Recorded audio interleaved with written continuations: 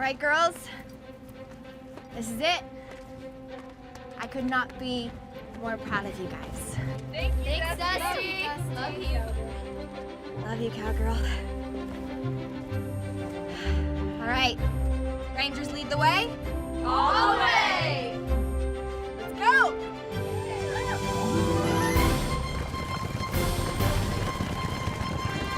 Ladies and gentlemen, there they are, riding for Jefferson High and the United States Army, the Rangers.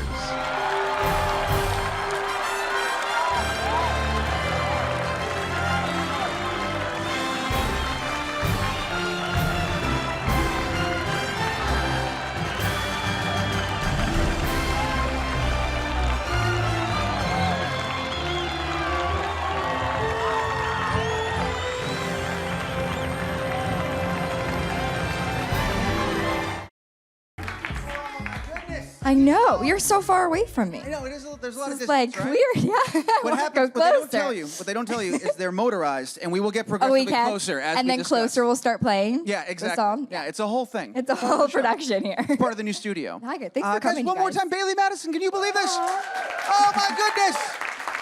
So sweet. Welcome. Thank you. Thank you for taking the time. I was saying to everybody in the introduction, you've got so much going on right now. You just announced a book, you've got the movie, the show, everything. How are you holding up? How are you doing? That's a lot of work. Oh, I'm so happy. I'm so grateful, and I feel so blessed. It's like so good to be here in New York, and to get to announce the book yesterday was like the craziest feeling ever. So I'm ecstatic. Very, very exciting, I imagine. This is, in doing, the little bit of research that we do here at the show, I was blown away. You have like 49 IMDb credits already to your name. Yeah, it's a lot. Well, that's very cool. That's a really high number. I think that's cool. It's cool for me. Cool too. What, you don't check your IMDb every day? I don't. When I was younger, to. I used to read the message boards. There's like a section called message board, which no one ever, it's like, it's like social media bullying, like 101. Oh, yeah. But I used to read it, and Mom was like, don't read that stuff. And I was like, I remember I was like 7. I turned to my mom and I go, Mom, the more they write, the lower my score goes. Or I guess the higher. Like, you want to be, the lower the number, the better. Yeah. And she was like, okay, you'll be okay. I love that you remember that. Do you remember, like, your first gig? Like, the first thing you did? I mean, I remember when I did, like, a SeaWorld commercial with my mom. Yeah. And I remember doing Lonely Hearts. I remember the whole process of that with Selma Hayek and Jared Leto and James Gandolfini. I filmed it in Orlando. Loved every moment of that. And then obviously Bridge to Terabithia is like, it feels like yesterday, which is the craziest thing. That must have been a crazy experience. You've had this chance to work with so many incredible people and work on so many crazy projects. But I'm really excited, not just about your role in this one on screen, but I was reading that you're a producer on Cowgirl Story. Is that right? Yes, I am. How did that come about? That's really the most exciting part of it is I've always been so appreciative of the behind-the-scene aspect. It takes a village. It takes a team. Yeah. And it's really you giving back rather than you receiving. So I love the idea of getting to go behind the camera and have it be a collaborative effort of you helping others. Yeah. And so Timothy Armstrong, I did a movie with him a couple years back called Cowgirls and Angels. Oh, that's what I was going to Yeah, very related. Just very similar titles. And he said, listen, I have the script. You'd be great for it. But even more so, I know you're trying to get behind the camera. I saw that you produced a movie last year. Would you like to come on board with this? And we shared a milkshake, and I was like, yes, please. And from then on, the process started, and I was there from the beginning. It was such a blessing. It's pretty incredible. Do you remember looking back, and I'm not asking you to pinpoint because 49 is a lot of credits, but do you remember where along that journey that you started to become more curious about behind the camera and about that other side of the process? I think it was about probably 3 years ago. I was becoming more cautious of that, because I was realizing that the scripts that I was being offered weren't necessarily the kind of scripts that I was connecting to. And so I was like, there's a point where you have to start writing your own stuff or creating your own stuff, even if you're not in it. Yeah. And so my mind started working like that. And then I started realizing, obviously, the team that it takes behind camera. And so I was just hoping and wishing. And I was like, when the right project comes, I'd love to try it. And then that's when Annabelle Hooper and the Ghost of Nantucket came, and I produced that. But this one was really my first baby of like really being involved from the set deck to locations to casting to getting a camera camera to like shoot something. Yeah. That's absolutely crazy. Was there any unanticipated difficulty, what with all the live animals involved? Like that must have been a huge logistical always. challenge, right? Yeah, it's a whole thing. Yeah. They're more of a diva than like I think any actor will ever be because like Well, Pat Boone, I've heard stories. No, I'm Mr. kidding. Boone. He is a he is, legend, right? I mean, he is a legend. He is the most incredible man. So kind. Half of his scenes are improvised. Like he just wrote them, and we just let him because he is. I mean, obviously, get someone it's like that Pat on the Boone. camera. Yeah, you Yeah, don't- he's you don't tell amazing him, yeah. and so gracious. But no, the animals. I mean, they'll come up. They like would come up to me before scenes. And they'd be like, "So, you know, one of the horses is really cranky. He needs a nap, and so can we push the scene?" And you would wait, and they would be good. But Cody was our animal trainer, and he's in LA, and he was amazing with the animals, and we were very lucky to have him. Very cool. You were saying that Pat improvised a lot on set, as I would imagine. Was that sort of a vibe that was fostered, that you encouraged, not just for Pat because he's a legend, but did a lot of fun stuff like that come about in front of the camera magically? Was everybody else comfortable doing that? Yeah, I mean, I think it's one of those things where when you get on a set and you're on the floor, you play around, and there's moments that you come up with and can feel a lot more than you can on a piece of paper and a page. And I learned that when I just go with it with Adam Sandler. I mean, that whole set is constantly on your toes and you're thinking, and he encouraged you to do that. So I was like, how can we encourage others to do that? So a lot of the scenes we played around with, and I do revisions with Tim on the spot or add storylines or moments between certain characters, just to ensure that you're creating, you know, these characters in the best way possible and showing all of their layers within an hour and a half. Talk a little bit about the rest of the cast that you assembled. We had Aiden here a little while ago to talk about working on this film, and he had a blast doing it. I watched it. Yeah, I did. Awesome. How did you kind of assemble your Avengers, if you will, and find your team? And what were you looking for? It's so funny because, I mean, I have two of my friends are in the movie that I was friends with before, but they didn't come on until about a couple weeks into the casting process. We had amazing tapes with wonderful actors who all kind of interpreted the characters in their own way and gave amazing performances, but it just wasn't clicking in that moment for the two specific characters. So Aiden came on board when I was just looking for the right Trevor, and I called him up and I was like, listen, I have an idea. Will you put yourself on tape? And he did, and it was a no-brainer. He was perfect for it. And then Freud Gutierrez auditioned for 2 roles, actually, and nailed his role so perfectly. And I remember calling Tim and going, if we don't get him, someone else will, and they'll get to say that, like, they got him, and, like, I want us to say it. And Freud's in it and is amazing. Now is killing it. And then Chloe Lacasiak joined us kind of in the halfway point, and she put herself on tape and was perfect as Savannah, too. And then, obviously, it's an ensemble cast, so we have amazing people. Ada Minix is wonderful, and we have Carly Peters and Cortez. We have really wonderful, wonderful people. The woman who plays my mom. It really became a family film, and everyone who was there for the sake of the project, and that's what you hope for when you cast someone. For sure.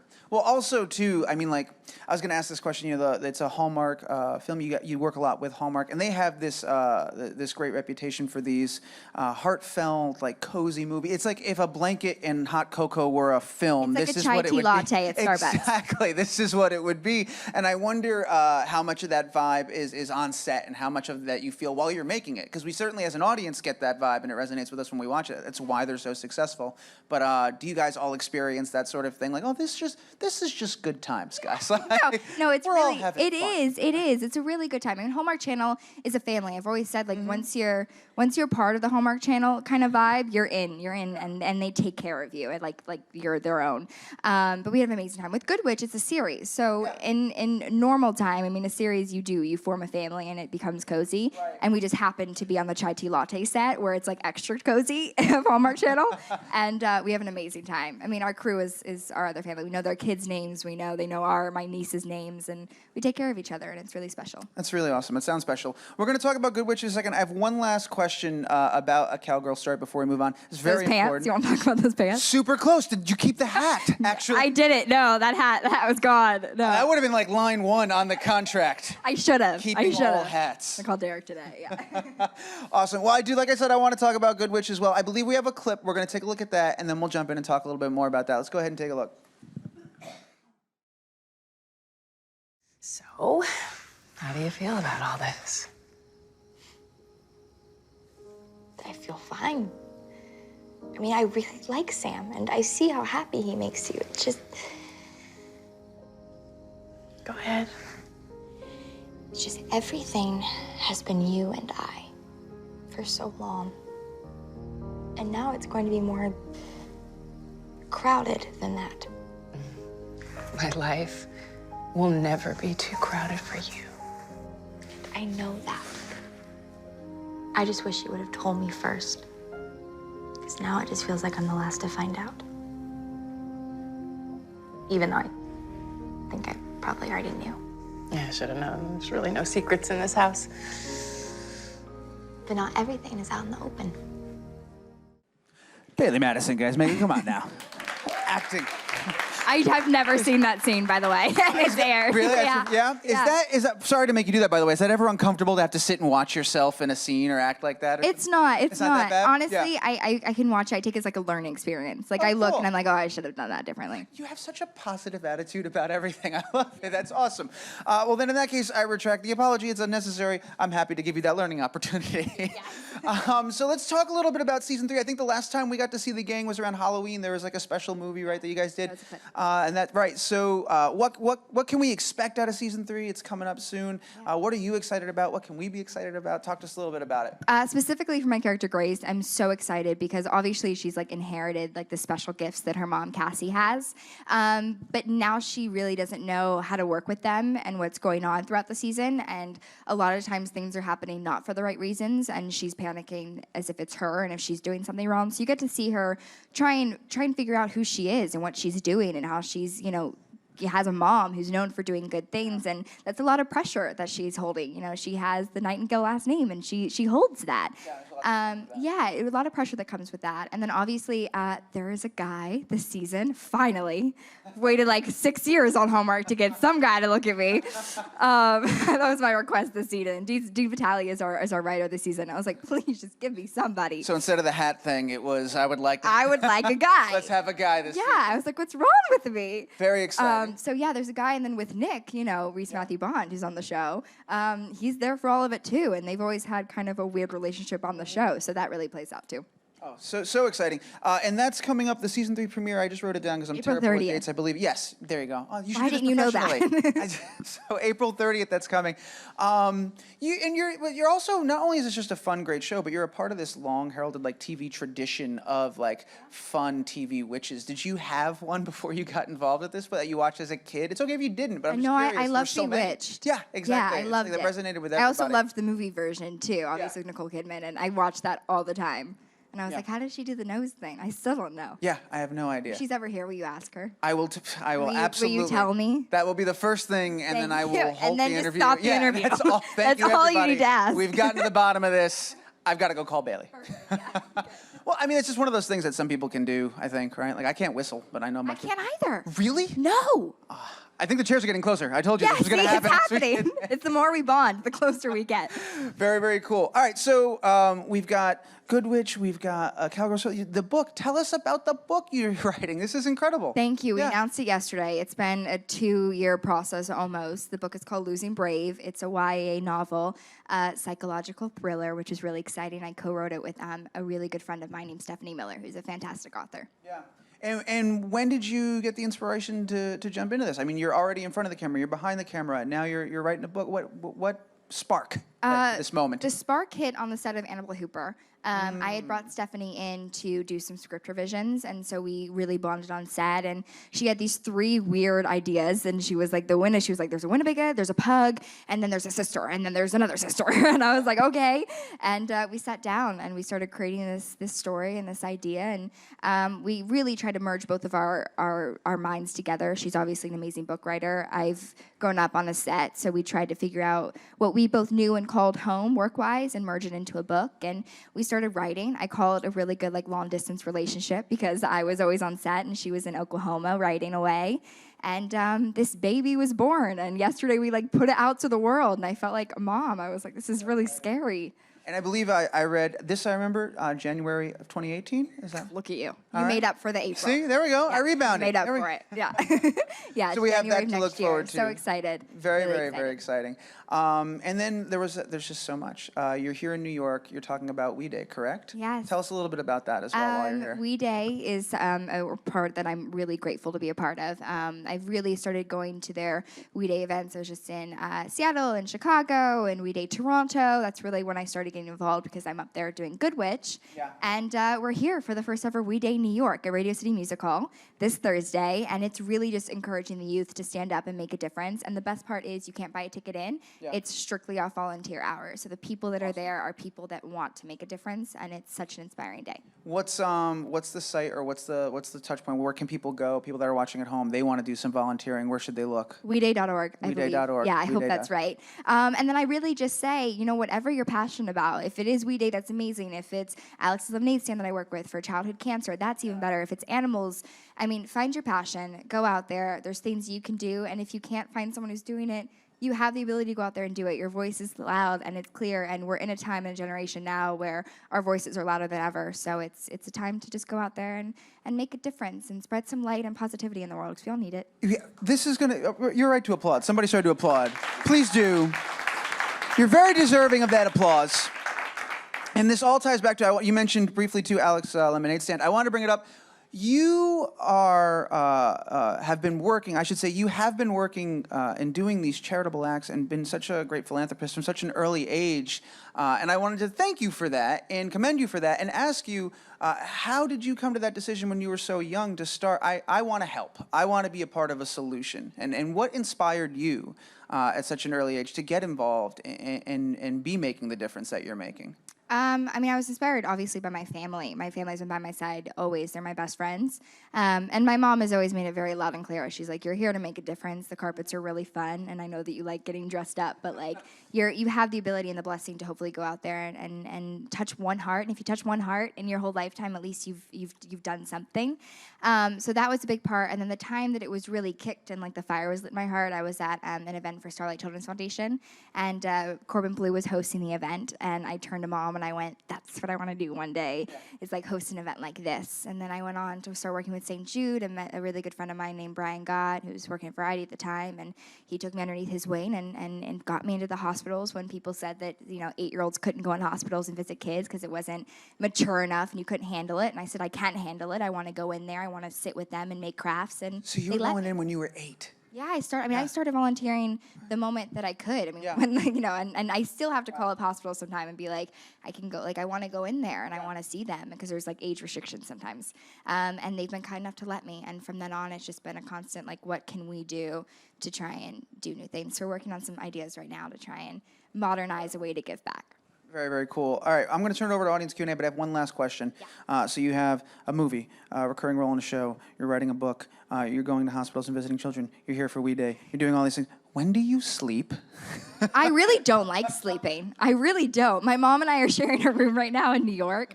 And obviously we're in New York. And I woke her up at like midnight last night, and I was like, do you want to do something? She's like, do what? Yeah, sleep. Yeah, I was like, did you throw away the cake that we got the other night? Or is it still in the living room? And she was like, Bailee, you got to go to bed, like it's midnight. Wow. My mind's always going, and I love that about it. I mean, there's so many things to think about. I'm able to think about it right now. I have that blessing, and it's one of those too. Like right now, I've been taking some time off because I'm trying to find the right things. So I've been reading so much, which means no sleep. And I also got my tonsils out, and that was no sleep at all. What did you do that yesterday and now you're here? Said, I got it. I took two weeks off. Yeah. That must have been crazy for you to have to awful. do nothing for 2 weeks. It was so bad. It was so bad. Yeah. Well. I ate Jell-O. It was okay. Yeah, there's a silver lining, right, to every It was terrible. All right, well, I think it's that time. Let's turn it over to the audience. Let's take some questions. I see a microphone right here. This is our first one. Hi. Hi. Your hair is so pretty. Thanks. I wanted to ask you, I just thought there was an earthquake, and then I realized it was in LA, and it's the subway. Subway. Keep going.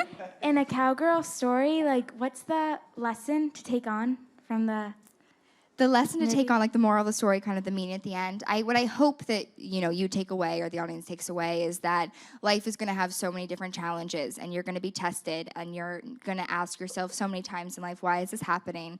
Or is there really someone who's looking after me? Or is my faith strong enough to be tested like this? And the answer is yes. I mean, with every challenge, with every disagreement, with any hard time, there's always hope at the end of the day. And with faith and with people that you love and who love you, you're capable of overcoming anything. So hopefully that's what people take away from it. You're welcome. Awesome. Next question is going to be right here. Hi, Madison. You look very pretty today. Thank you. You look pretty. I like your pants. Thank you.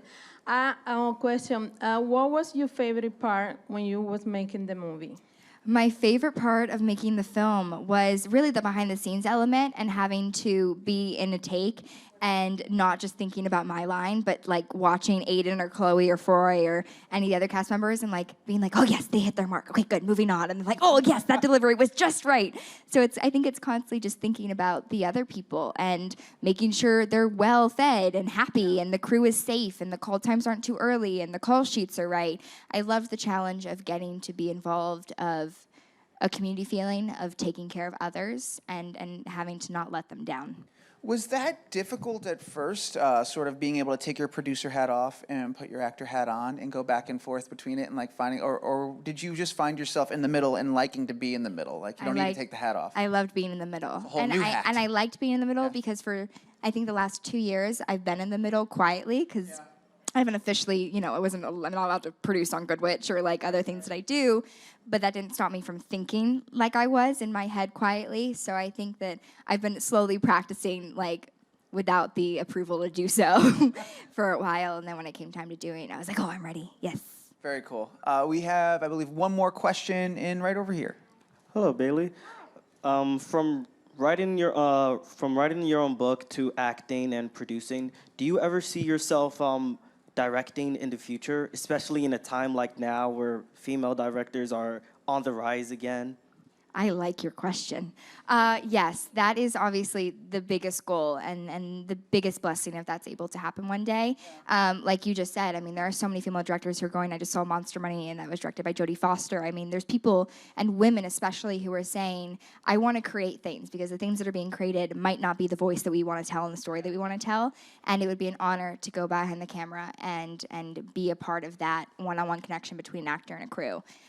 So hopefully, fingers crossed, someone trusts me with that one day, and I get to give it my all. I don't think we're going to have to wait too long. We eagerly anticipate the film directed, the Bailee Madison joint, as it were. Thank you. I'm going to ask one last very simple question. With 49 credits on your IMDb, what's number 50? What are we thinking? Do you know yet? Number 50 is being decided right now. Ooh, so all right. We're trying to find the right thing that speaks to me and challenges me in the right ways. So I'll let you know hopefully by next week. Well, yet another thing for us to look forward to. Very excited about that. All right, here we go. Cowgirl Story 4/18, right? That's the 18th. And then Good Witch Season 3. The April 30th. what? April 30th. There we go. There we go. Your book next year. We'll look forward to that in January of 2018. All the other great things you do. Guys, one more time, join me in Thanks thanking for coming. the wonderful, the talented, the amazing Bailee Madison.